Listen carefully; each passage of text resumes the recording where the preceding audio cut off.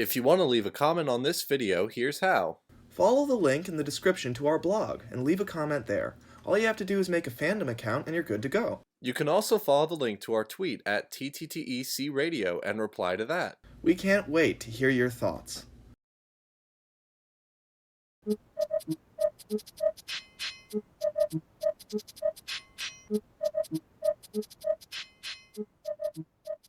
Hello everyone, and welcome to Character Gallery. I'm one of your hosts, MasterOfTheLemons, aka Lemmy. And I'm HiroTheJapaneseTrain, aka Matt.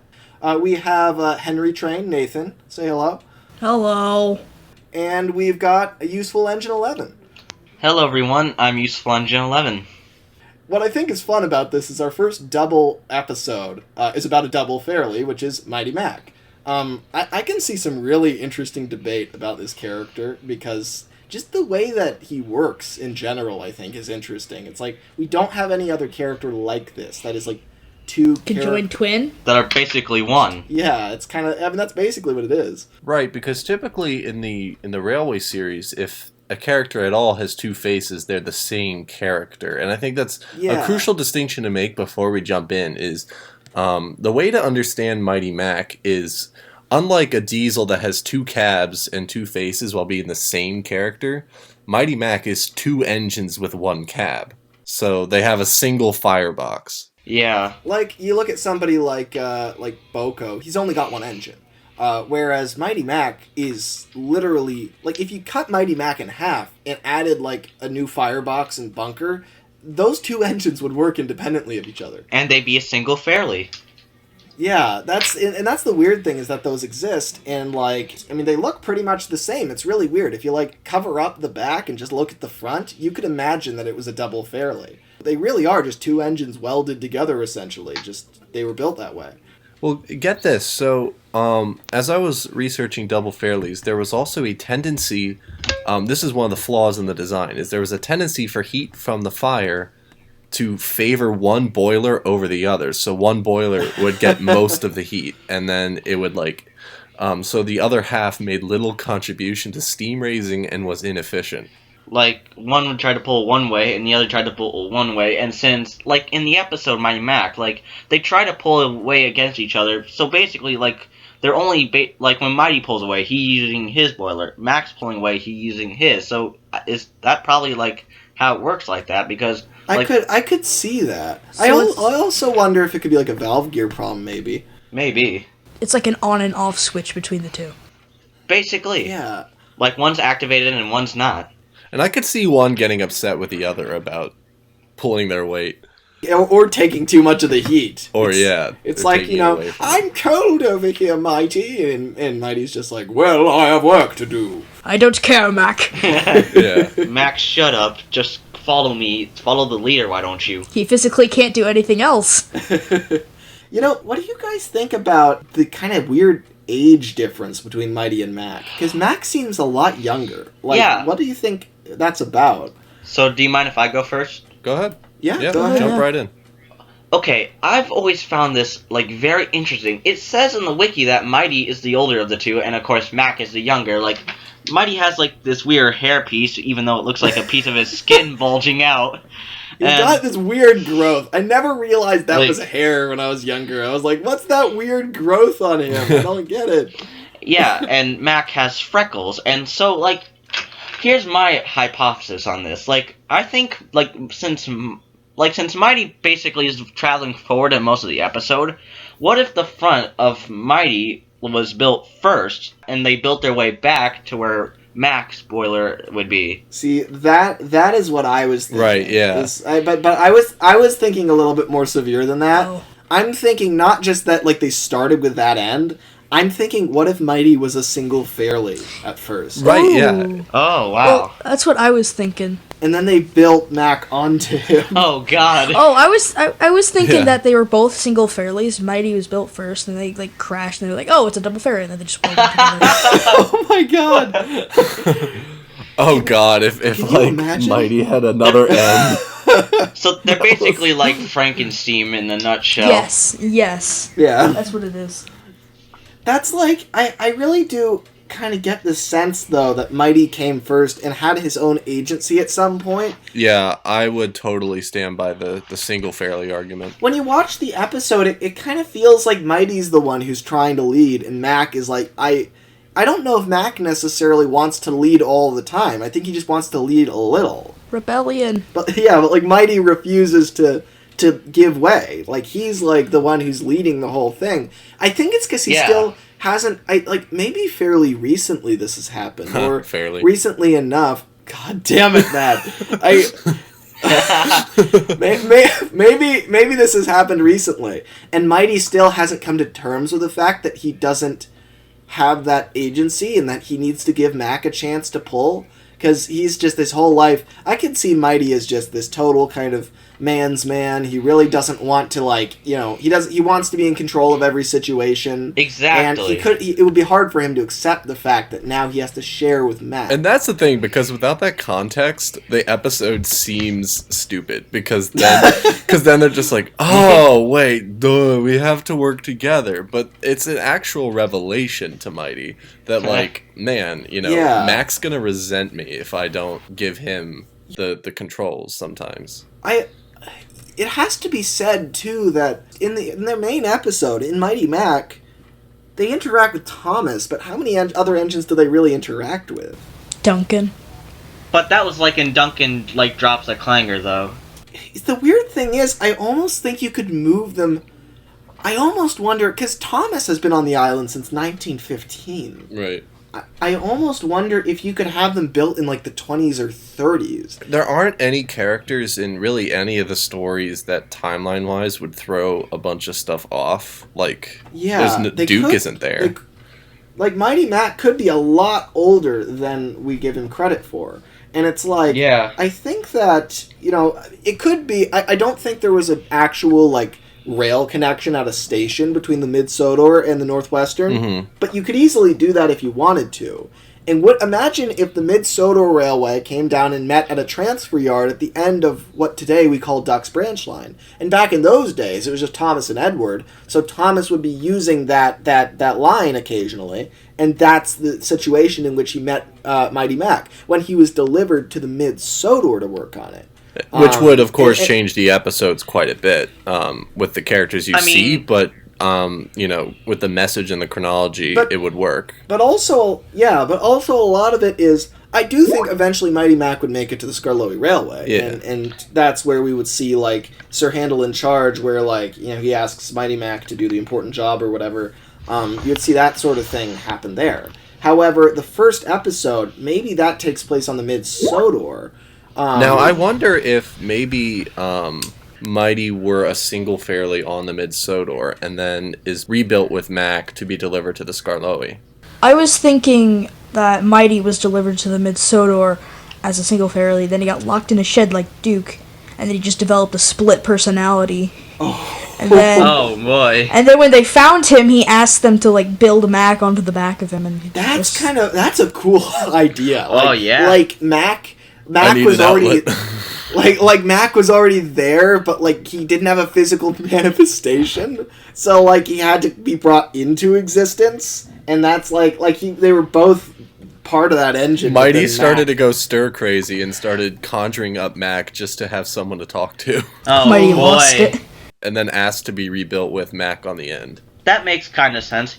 Okay, so here's how I think about it. This is kind of leaning into my series a little bit that I'm trying to make. So I actually wrote an episode called A Double Fairly Pass. So Mighty Mac, they're telling a story about, their days on the Festiniog Railway. And, when Mighty pulls out, he looks back and, there's Mac. And, they're all freaking out. And, what in the world is this? And then they have to try to work together. And, spoiler alert, Prince is also in it. So, and there are a few... Oh, interesting. And, there are a few Who's other... also in it? Prince. I didn't hear that. Prince. Prince? Yeah. Oh, okay. And a few of the other, a few of the Festiniog engines and, Duke's class, Mighty Mac's class, and a few of the single Fairlies. And also, get this, Mighty Mac, I think, they probably were a different color back then, red, were the actual double Fairlies. Yeah, I could see that, and that would make sense. So, and... what that also brings to mind is whether they would be, if you went for more a Railway series context, Once they got to the Skarloey Railway, I do wonder if Mighty Mac would be painted red. Like, imagine what Mighty Mac would look like. That's what I'm thinking. If he were in the Railway series, he would be, I think. Yeah. Yeah. I was actually thinking about making a custom like that, because I have me too for my episode. SKR Red Bertram. I think that would look really smart. It's like, a red Mighty Mac. Already, it's becoming very apparent that there are so many different approaches you can take with Mighty Mac without being inconsistent. Is the thing. That's the cool thing. This is unique, I think, to any of the other episodes of Character Gallery we've had. Yeah. Where already there's so many viable stories to take with him. There's Henry Train, there's yours, where Mighty is locked up in, the mid-Sodor. He just lost it. Crazy. Conjures up Mac. Mike. But also Mike. So then he actually told them to build Mike. So Mighty's had quite an influence on the railway. You said Mike. But no, he conjures up Mac, and then there's the approach where Mighty is a single fairly and then delivered to the Skarloey, and Mac is just built on as an executive decision of the railway. What I kind of like, because it really does seem to me like whenever the episode Mighty Mac takes place, that episode to me feels like it's about Mighty losing some of his independence and having to accept it. Yeah. Mm-hmm. I think what would be cool is because it would just kind of be sick if the railway was like, well, we need you to be stronger. We're gonna just graft another train onto you. That's horrific. It should be like there's a reason why. Like Mighty is in a serious accident where he's so weak at this point that he really can't run on his own. And he would like to, and he's like, he would say he could, but like he can't. Like I'm imagining maybe Mighty was one of those, like maybe he was a single fairly. When were the single fairlies built? In 1865, I think. Okay, and I'm imagining that Mighty was also built in the 1800s, in like the late 1800s. Yeah. And for years, and he lived a normal life for a steam engine. He lived like maybe even longer, 40, 50 years, to the point where he was so worn out that he couldn't be overhauled anymore. He is... But they didn't want to scrap him. And so they basically... So Mac is Mighty's life support. Exactly. They basically add him on so that now the two can run together, and Mighty is actually the weaker of the two. But he doesn't want to acknowledge that. And I think that's a better story, too. Then why is his name Mighty? His name should be Weak. Maybe because it makes him feel better. Like, he still wants to... And maybe that was his name back in the day. He was Mighty. And he was... Mighty Mac back in the day. And so then he has to share his name. Oh, wow. Ooh. That could actually be cool. He was Mighty Mac. And then he's, like, super strong. And it's like, it's interesting that his whole world would turn upside down, where he would stop being this grand engine everyone idolized for being so strong on the mid-Sodor. Then, all of a sudden, when this big change happens, and he has to share his body with Mac, essentially, then it's his whole world gets flipped upside down. He even has to share his name. Yeah. For the record, this would be terrible in the German dub, because they call him Big Mac.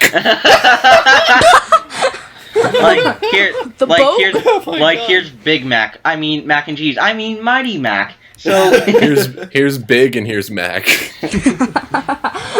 Yeah, it is weird that they would decide to name him that way. I mean, I guess maybe that's the closest translation.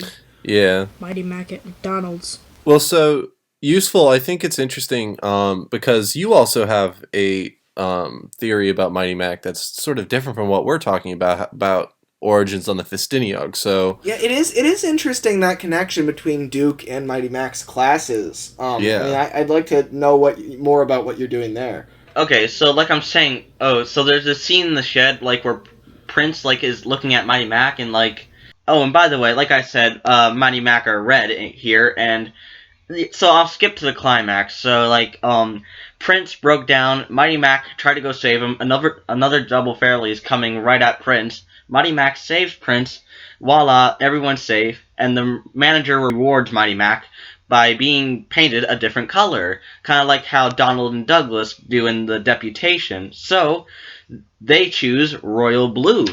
I'm not really sure how the ending's gonna end. It's just Mighty Mac get finished telling the story, the engines are like amazed, and also the reason Mighty Mac tell the story is because Kevin spilled red paint on them. Oh, that's cool. Yeah, I like that. It's just all over Mac's face. So the idea then is that Mighty Mac would basically rescue another engine heroically, and that would basically lead to them getting the color that they have today. So they would get it before coming to the Skarloey Railway. Exactly. That's interesting. I hadn't thought of that. The Skarloey Railway really doesn't... All the engines that arrive there don't really get painted when they get there, unless they're painted red. So I guess that makes sense. You would kind of have to come up with, like, a reason why Mighty Mac has painted such an unusual color scheme. Oh, and also, I just wanted to say, like, I'd also add, like, so they say they used to work in a shunting yard. I'm also going to incorporate that. You know, I would like to come back to that, is I wonder why that... Because that's a weird line in the episode. They're in a shunting yard, and they're like... And Mr. Percival's like, hey, you gotta get over to the turntable. And they're like, in a shunting yard right now... But they're all confused. They're like, well, we've always worked in a shunting yard. And it's like, well, yeah, isn't this the perfect opportunity then for you to get over? I think maybe one way to approach that is they're not saying that about getting to the passengers. They're saying that about pulling passengers. Oh, Yeah. that's possible, yeah. Or like, I think about this, like, maybe there weren't that many switches in the shunting yard they used to work at, so... They might, yeah, that's kind of interesting. They might not even call this a shunting yard because it's so big. They might just call it a yard. Yeah, it's like this isn't a shunting yard. This is like an enormous compound. It's like a maze. And of course, Mighty is still getting used to having Mac with him. Yeah, so it's like this is whole new territory either way. Yeah. It's really interesting because it's like I see Mighty is quite unstable during this episode. Like, he's smiling a lot, but, like, really that's because he kind of is trying to have a good attitude about this. He's the epitome of the dog in the house on fire saying, this is fun. Yeah, exactly. Mac just has to go to a therapist. Oh, boy. The way I'm seeing it right now is that Mighty was built sometime in the late 1800s, had a long, productive life as a single Fairly, and then somehow passed into the ownership of the Mid-Sodor at some point. And when that happened, sometime during his reign of terror. His reign.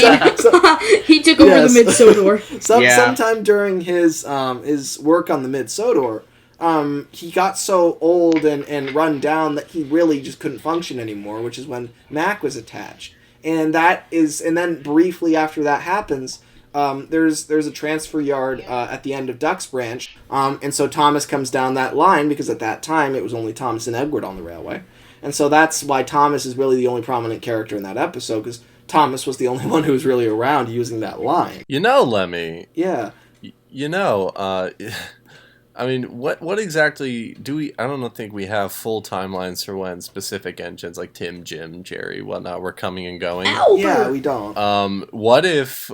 You know, I'm sure the Mid-Sodor had spare boilers, and they after World War I at least, they're certainly trying to have money-saving measures that it's more effective to use the fuel for one engine as opposed to two.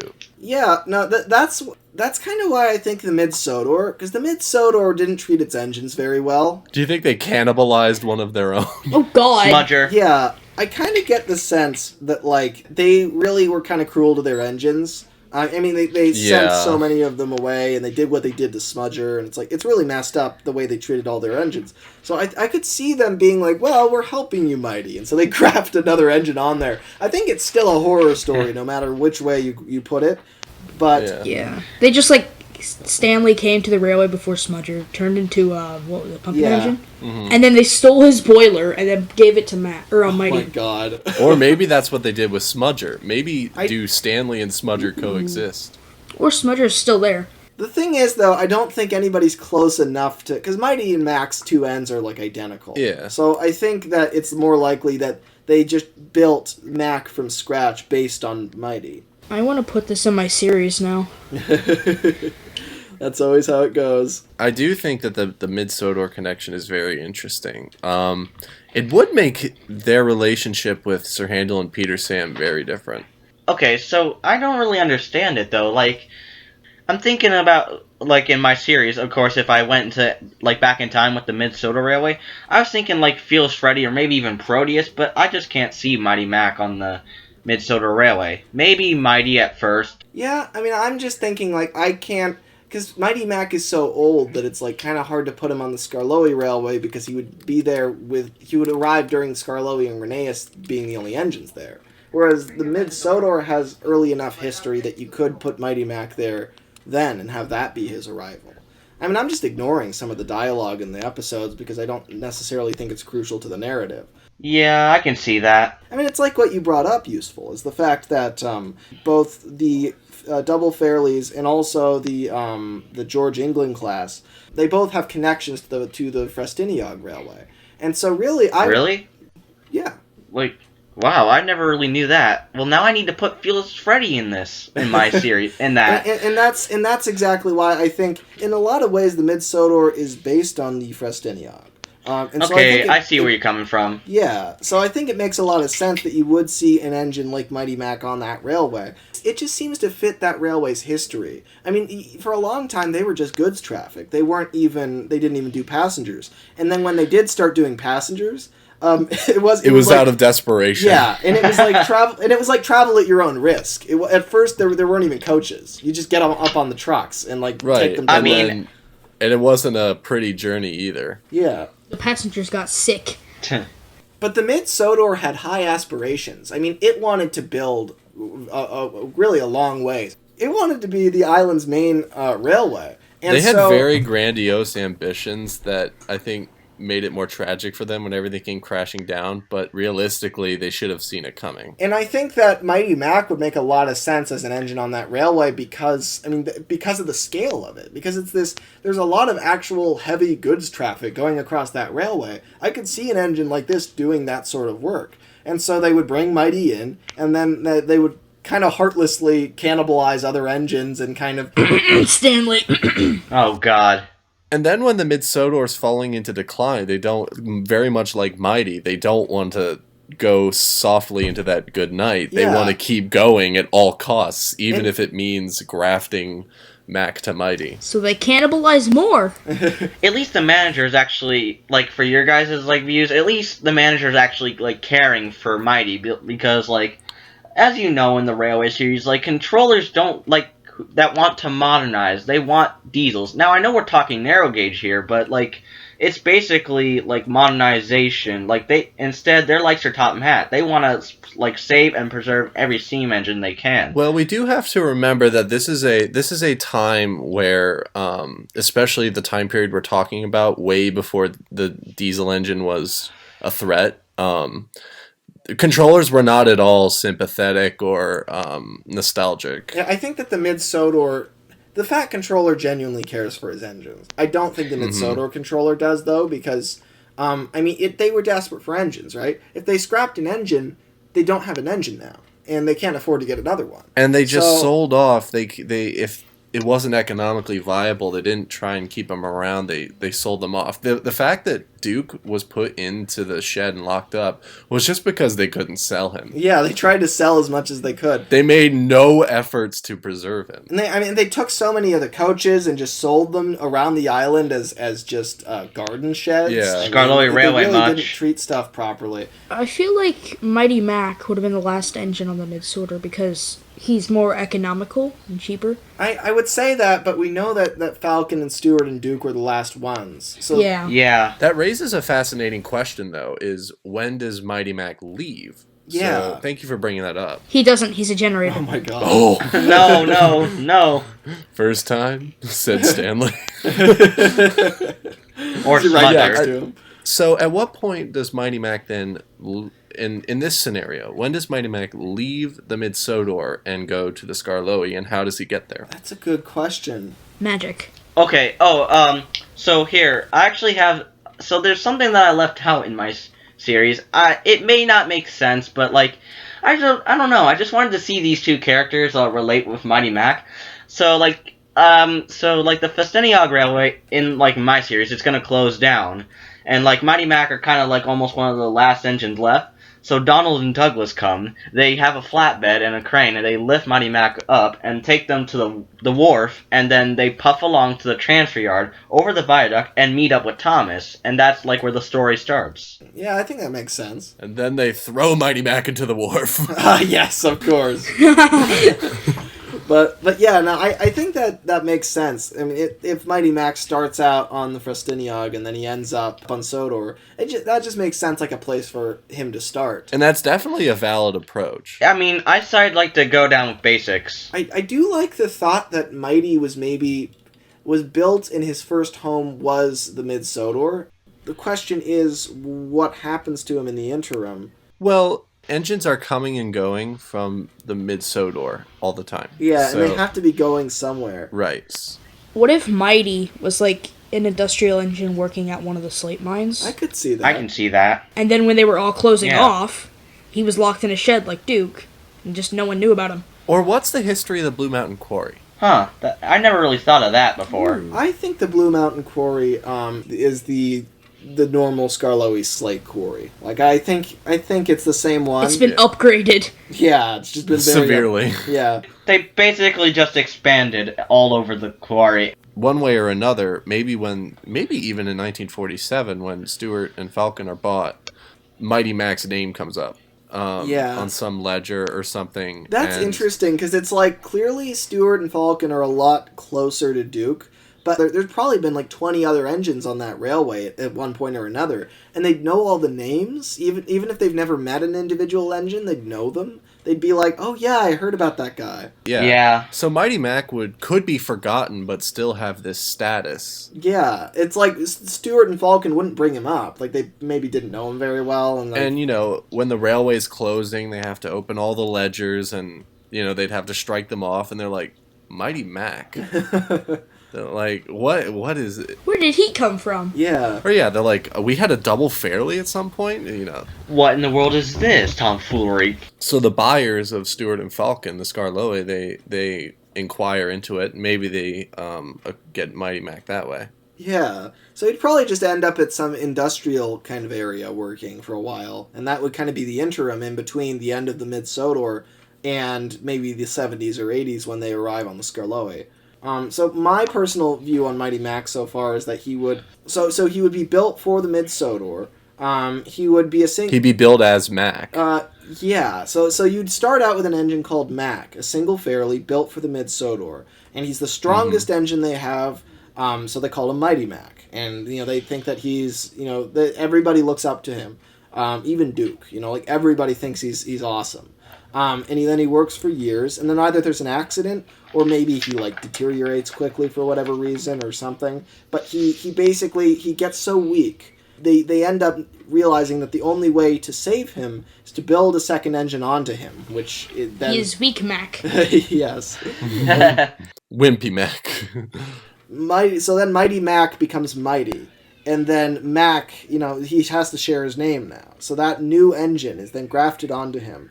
And the two of them together are now Mighty Mac. And now Mighty, and this is where the story Mighty Mac takes place. We're now on the Mid-Sodor, which has a connection to what we now today call Duck's Branch Line.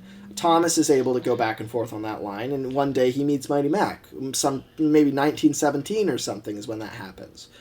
So Mighty Mac is now getting used to sharing the same body with Mac, with another engine. And it's really interesting because Mighty, he's frustrated with Mac, but he's in this weird position where he can't really be mad at Mac because he can't resent him because he's part of him. He needs him to continue moving. He needs life support. Yeah, and it's like Mac is kind of saving Mighty's life. So it's like he wants to be mad, but also it's like, well, I wouldn't be alive without him, though, so I kind of need him.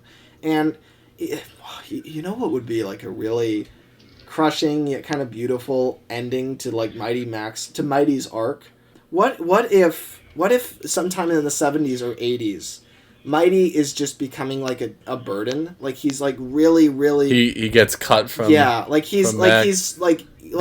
is dragging him around. Mighty is like not in a condition to steam, and it's not at all fair to Mac. Yeah, and Mighty finally decides, I'm gonna give this body up because Mac has never needed me. Mac works on his own. So I can't do this to him anymore. And Mighty, his whole life, he has been desperately trying to clutch to that agency that he lost back when he developed that sickness. If Mighty continued to hold Mac down from the same great life that Mighty had...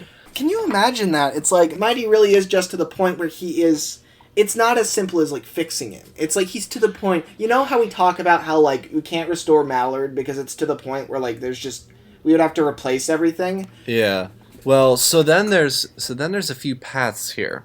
One of them is Mighty is separated, becomes stationary or whatever. I think he'd be legitimately scrapped on the Skarloey. Well, that's what I was going to say.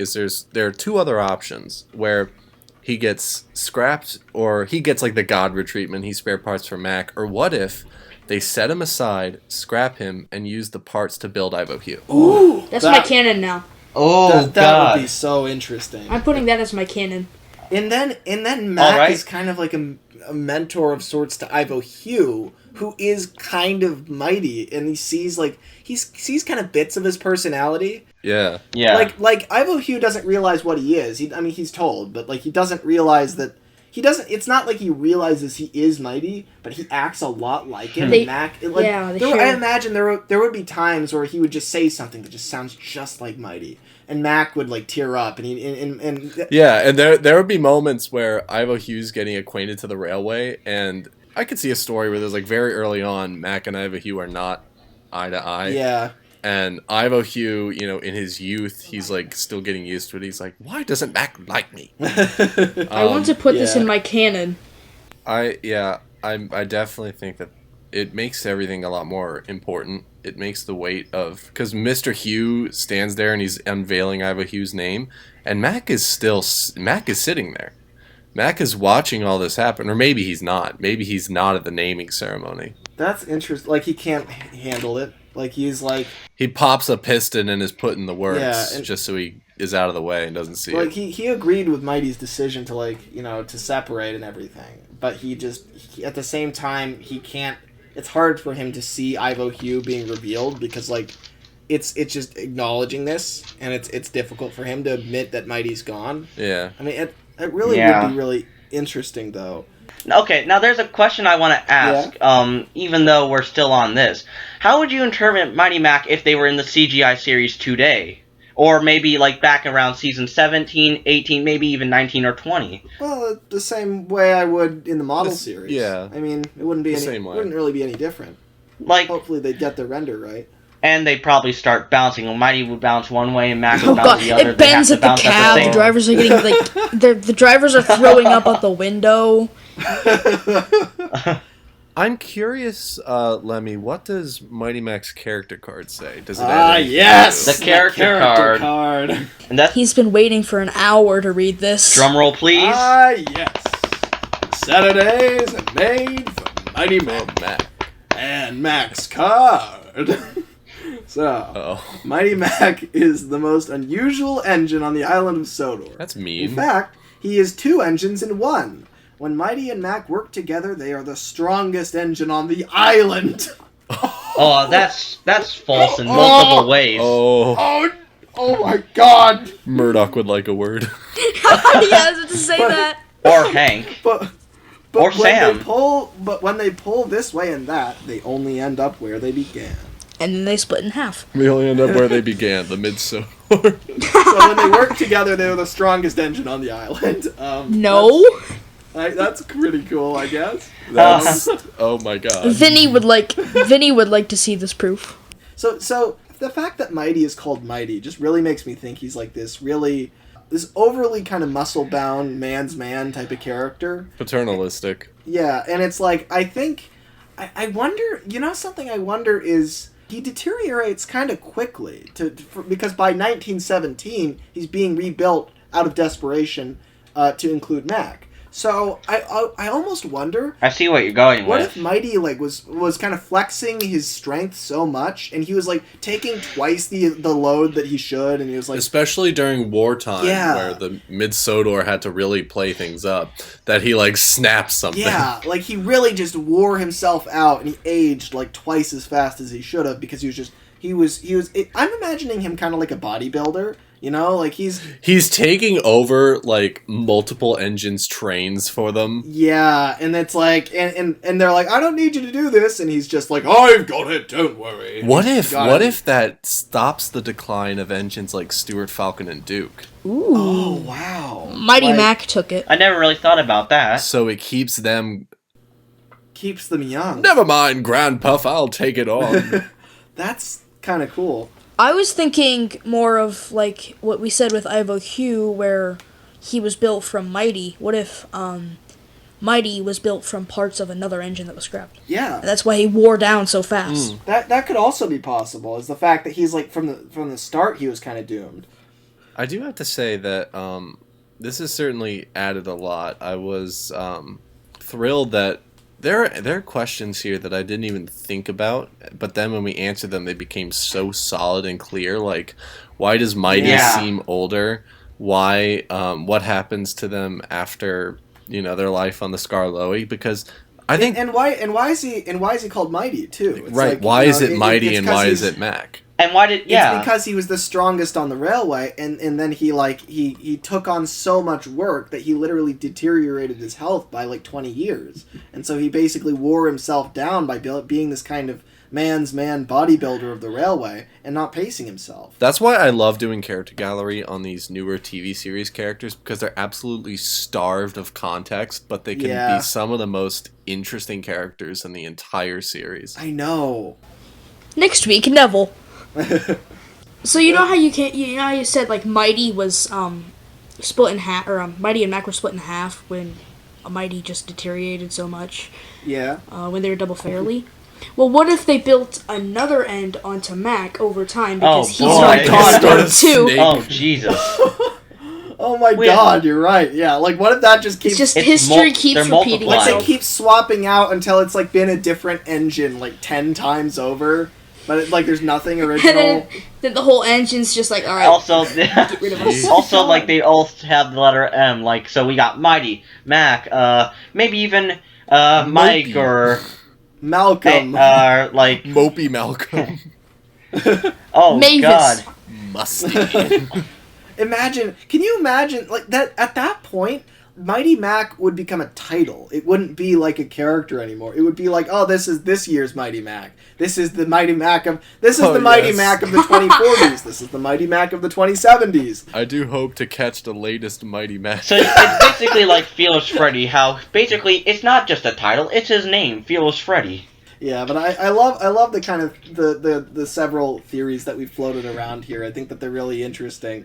There are multiple robust theories that I really hope that anybody listening to this could take away and get inspired by. I got you covered. and I really got like firstly, I like Mighty more than Mac now, which is weird. You can't do that. Secondly, I think that I know exactly what I think Mighty Mac's story is now. I know. It really. I think I was frustrated by the fact that I didn't know enough of the context, or I didn't, create enough context for Mighty Mac, that they just sort of fell by the wayside. I was like, oh God, yeah, Mighty Mac is that one thing we have to grapple with. Now there's like this really kind of tragic, overarching story that like kind of involves, pride and downfall, and sacrifice, the 7 stages of grief. Yeah, I can see that. Yeah, really. Oh. Mighty and Duke would get along great because they both had to like give up a lot of stuff. Duke had to. What about like Mighty Mac and Bertram?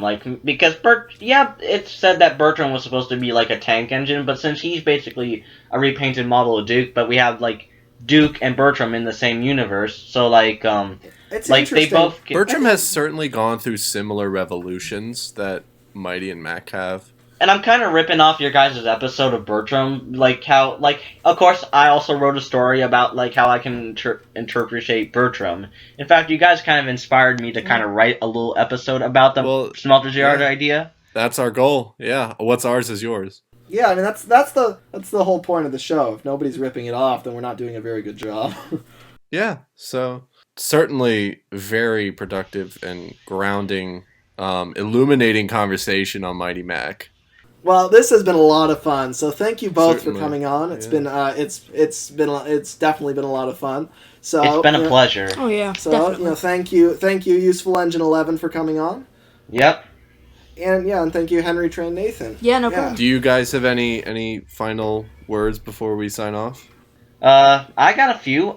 So guys, please go subscribe to my YouTube channel, Useful Engine 11. I'm like 2 or 3 away to reaching 430, and if you guys help me, I can get up to maybe 500 soon or somewhere around that. I'm gonna shamelessly plug my channel too because I only have 68 or 69, something like that. So I think that about wraps this up. Yep. Right. All right. Yeah. Well, I've been Master of the Lemons, aka Lemmy. And I'm here, the Japanese Train, aka Matt. And I'm Useful Engine 11, aka Useful. And I am Henry Train Nathan, aka Nathan. I said that right the first time. Yep, totally did. Yep, first try. You could do one more go. I'm gonna edit this Nah. heavily anyway. All right. Nah.